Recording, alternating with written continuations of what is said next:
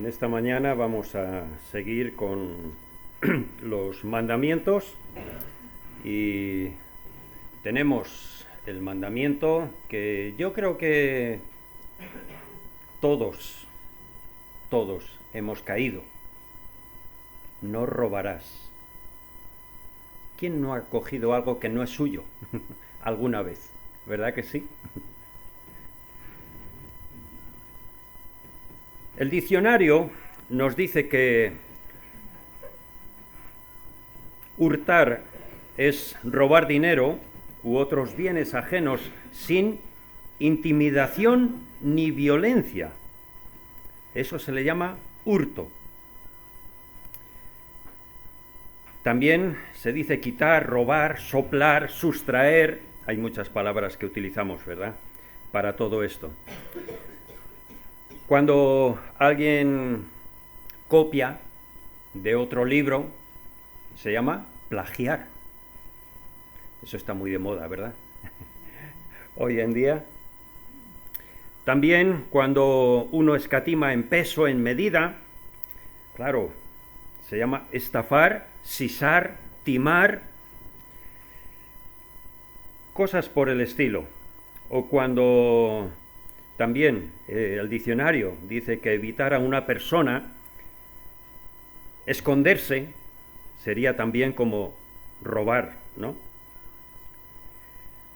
O, bueno, otras situaciones. El cometer hurto cuando se toman ocultamente los bienes del prójimo,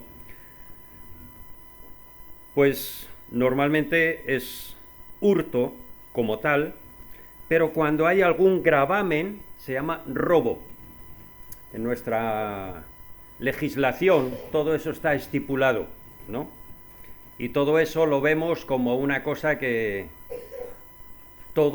yo creo que todos estamos de acuerdo en que es algo malo, ¿vale? Y todos sabemos cuando estás cogiendo algo que no es tuyo, porque normalmente tú conoces las cosas que tienes y tú sabes si eso es tuyo o no es tuyo. Así de fácil.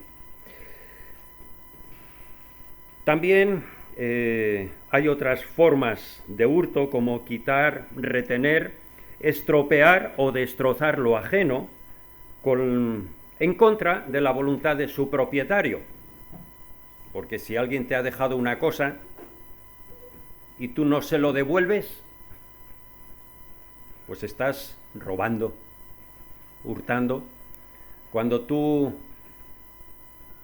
haces mal a otra persona en el sentido de estropear una cosa adrede, como se suele decir, pues también le estás robando, porque eso no es tuyo.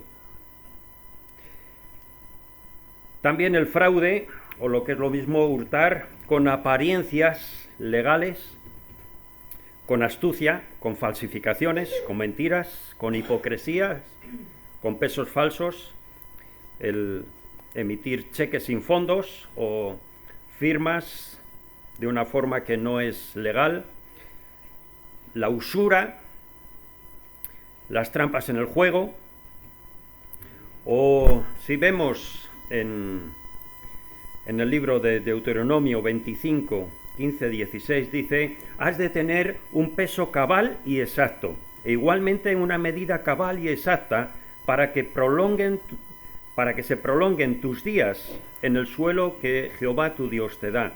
Porque todo el que hace estas cosas, todo el que comete fraude, es una abominación para Jehová tu Dios. También en Levítico 19 dice: no cometáis injusticia en los juicios, ni en las medidas de longitud, de peso, de capacidad. Tened balanza justa, peso justo, medida justa y cestario justo.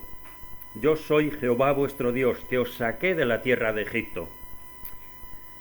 Es más, probablemente que muchas actuaciones queden sin castigo hoy en día, porque hay tantas maneras en que se roba, de una forma consciente o inconsciente, pero normalmente es consciente, pero hay tantas maneras que la justicia no llega a todo, por la variedad que tiene este pecado. Para nosotros no deberíamos de tener problemas con este octavo mandamiento. Hurtar es apropiarnos sin permiso de algo que pertenece a otra persona. Y por eso, ya en el año 1563, cuando se hizo el catecismo de Heidelberg, pues había algunas preguntas que surgieron en aquel entonces. Y las preguntas serían: ¿qué prohíbe Dios con este mandamiento? Prohíbe no solamente el robo y la rapiña. En Primera de Corintios, capítulo 6, Primera de Corintios 6:10, vamos a ir viendo algunos versículos porque hay bastantes versículos que nos hablan de todo esto.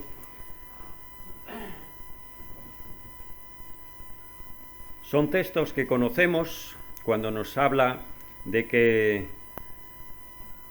aquello que no entrará en el reino de Dios. En el versículo 10 dice: ni los ladrones, ni los avaros, ni los borrachos, ni los maldicientes, ni los estafadores heredarán el reino de Dios. Por lo tanto, entendemos que todos estos principios, como la rapiña que conocemos en Primera de Crónicas o en Isaías, nos habla de que en el Antiguo Testamento el robo era castigado con la muerte. Era algo muy serio, era algo que estaba más allá de lo que Dios quería. Dios quería un pueblo santo. Pero es curioso cuando nosotros vemos la cantidad de textos que nos hablan de que no hay que tener esa moneda falsa, de que no hay que ser avaro, no hay que abusar de los dones que uno tiene. Y cuando uno entra a la palabra de Dios, y la primera norma que Dios da al hombre, ¿cuál es? Labrarás el huerto. Labrar el huerto. Ahí en Génesis capítulo 2, los versículos 15 al 17, Dios le manda a Adán que lo labrara y lo guardase. Es curioso. Cuando Dios pone al hombre ahí en ese huerto del Edén, el capítulo 2, versículos 15 al 17, tomó pues Jehová al hombre y lo puso en el huerto del Edén para que lo labrara y lo guardase. Y mandó Jehová al hombre diciendo: de todo árbol del fruto podrás comer, mas del árbol de la ciencia del bien y del mal no comerás, porque el día que de él comieres, ciertamente morirás. Por lo tanto, Dios le puso un mandato: no solamente labrar el huerto, sino guardarlo. Guardarlo. ¿Guardarlo de quién? ¿Cuánta gente había? Podemos hacernos esa pregunta, ¿verdad? Lo que hay que ver es el propósito de Dios. Cuando Dios habla de guardar algo, es porque eso no le pertenece al hombre, le pertenece a Dios. Hay que entender que es Dios quien pone al hombre allí y le dice: lábralo y guárdalo. ¿Por qué? Porque es de Dios, es algo santo, es algo que le pertenece a Dios. Por lo tanto, no voy a destrozarlo, lo voy a guardar, no solamente labrar, sino guardar, proteger, cuidar. Ese es el propósito, porque si lo pensamos de la otra manera, bueno, guardarlo de otros, no, no hay nadie más.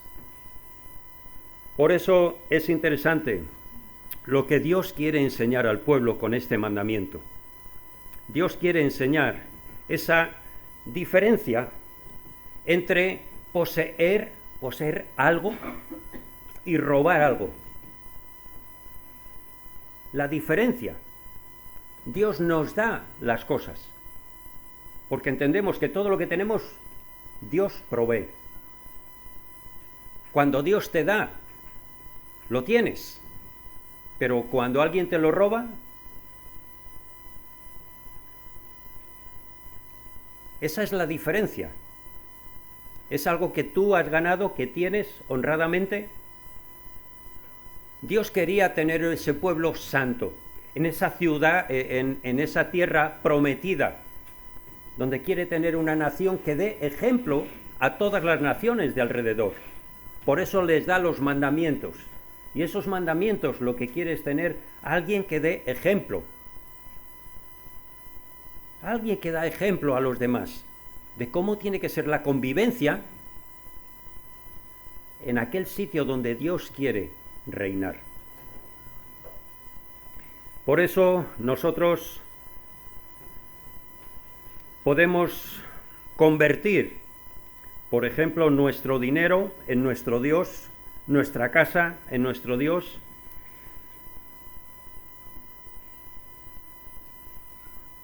Vemos en ese momento en el cual Jesús está paseando y viene un joven que es rico y que le dice: ¿qué he de hacer para heredar la vida eterna? Y le dice: guarda los mandamientos. Ah, eso ya lo he guardado, no tengo problemas. Bueno, vende lo que tienes, dáselo a los pobres y sígueme. Eso es un problema. Ese es un problema. ¿Por qué? Porque todos queremos lo que tenemos. ¿Verdad que sí? Y sabemos bien, esto es mío. Y cuando a un niño pequeño que no está jugando con sus juguetes le quitas uno, ¿qué hace? Eso es mío. Ah, ahora sí quiero jugar con eso. Antes no le hacía ni caso. Pero somos conscientes de nuestras propiedades, de lo que tenemos, y cuando alguien nos dice: despréndete de eso, por eso el hurtar es una de las cosas que a nosotros más nos infunde ese deseo de tener lo del otro, ¿no? El tener referencia, y normalmente siempre vamos hacia los demás diciendo: yo tengo mis derechos sobre mis propiedades. Y ahí nos agarramos fuertemente. Hurtar muestra un espíritu codicioso. Es el deseo de conseguir algo a cambio de nada. Es así. Conseguir algo a cambio de nada. Eso es hurtar. El primer robo que vemos en la Biblia es cuando se juntan varios reyes y atacan Sodoma y Gomorra y se llevan al sobrino de Lot con todas las cosas. Y Abraham va a recuperar todo lo de su sobrino. Va a luchar para recuperar todo lo que les habían robado. Ese sería el primer robo de la historia en el Antiguo Testamento. En Proverbios, capítulo 30,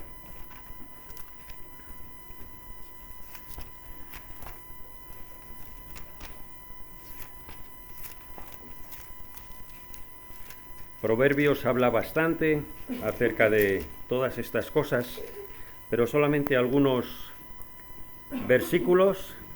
Versículo 15, 16. Dice: la sanguijuela tiene 2 hijas que dicen: dame, dame. 3 cosas hay que nunca se sacian. Aun la cuarta nunca dice basta. El Seol, la matriz estéril, la tierra que no se sacia de agua y el fuego que jamás dice basta. En nuestra sociedad podríamos decir que hay mucha sanguijuela, que están siempre dame, dame, dame.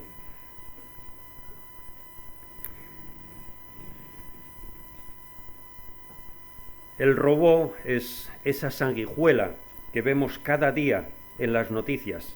Gente que roba, que extorsiona, que de alguna manera quieren, pues eso, vivir sin trabajar. ¿Cómo? Abusando de los demás. Abusando de toda la gente. También hurtar genera violencia. Las leyes humanas distinguen entre el robo con allanamiento, robo con agravante. Bueno, hay diferentes maneras, ¿verdad? Santiago, capítulo 4.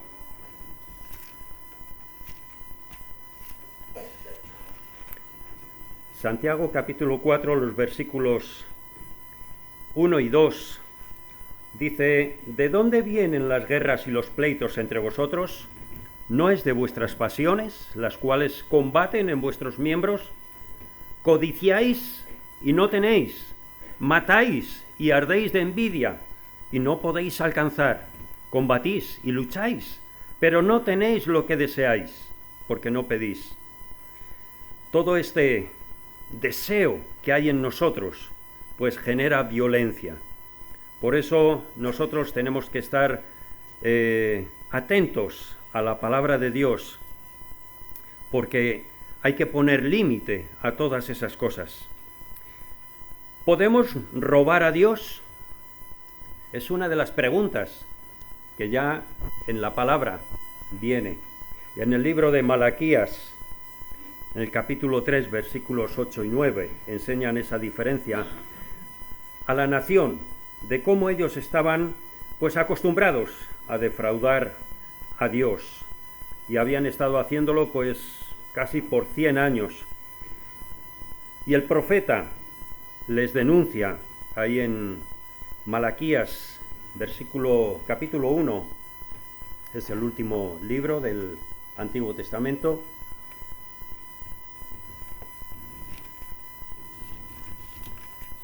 Malaquías, en el capítulo 1, versículo 13.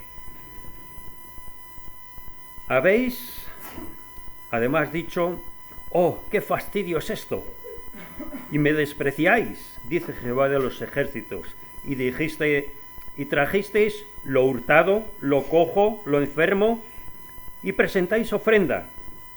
¿Aceptaré yo eso de vuestra mano? Dice Jehová. Le traían a Dios, pues, lo peor de los animales. Le presentaban lo peor.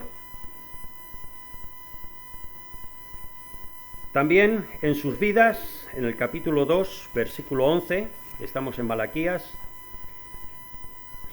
dice, prevaricó Judá, y en Israel y en Jerusalén se han cometido abominación, porque Judá ha profanado el santuario de Jehová que él amó, y se casó con hija de Dios extraño. Por lo tanto, estaban viviendo de una manera indigna, no como Dios quería. También aún los dirigentes en el capítulo 2, los versículos 7 y 8, dice, porque los labios del sacerdote han de guardar la sabiduría y de su boca el pueblo buscará la ley, porque mensajero es de Jehová de los ejércitos. Mas vosotros os habéis apartado del camino, habéis hecho tropezar a muchos en la ley, habéis corrompido el pacto de Leví, dice Jehová de los ejércitos. Por lo tanto, también es ese robar a Dios. También en sus ofrendas, en el capítulo 3, los versículos 9 y 10, dice, malditos sois con maldición, porque vosotros, la nación toda, me habéis robado. Traed todos los diezmos al alfolí, y haya alimento en mi casa, y probadme ahora en esto, dice Jehová de los ejércitos. Si no, os abriré las ventanas de los cielos, y derramaré sobre vosotros bendición hasta que sobreabunde. Habían robado a Dios. en todas las áreas, en todas las partes. Cuando vemos todo esto y entendemos las clases de justicia que Dios quiere, hay diferencia entre la justicia entre personas iguales, se llama conmutativa, la de la comunidad hacia el súbdito, distributivas, del súbdito hacia la comunidad legal. La justicia se llama social en cuanto lleva a dictar normas jurídicas legales que el bien común reclama para los individuos. Pero además de la justicia está el amor. El amor. Esta mañana estábamos viendo ahí en Romanos capítulo 13 cómo el apóstol está diciendo que paguemos a cada uno lo que debemos, a cada uno lo que se le debe. Y estábamos viendo cómo al final acaba diciendo, bueno, si tenéis amor, habéis cumplido con la ley. Porque el que ama al prójimo ha cumplido con toda la ley. Por eso muchas veces lo que falta en nosotros es ese amor y la misericordia. En Lucas capítulo 3, versículo 11.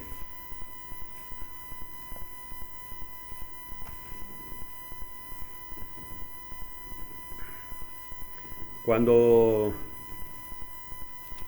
en esta narración se nos presenta que estaba bautizando Juan, estaba en el desierto y fue a bautizar, y cada uno le preguntaba, bueno, ¿qué hacemos? Y ahí nos dice, desde el versículo 8, en Lucas capítulo 3, haced pues frutos dignos de arrepentimiento, y no comencéis a decir dentro de vosotros, tenemos a Abraham por padre, porque os digo que Dios puede levantar hijos de Abraham aun de estas piedras. En el versículo 10 dice, y la gente le preguntaba diciendo entonces, ¿qué haremos? Y el versículo 11 les dijo, el que tiene 2 túnicas, dé al que no tiene, y el que tiene que comer, haga lo mismo. Vinieron también unos publicanos para ser bautizados y le dijeron, maestro, ¿qué hacemos? Él les dijo, no exijáis más de lo que os está ordenado. Y también le preguntaron unos soldados, ¿y nosotros qué hacemos?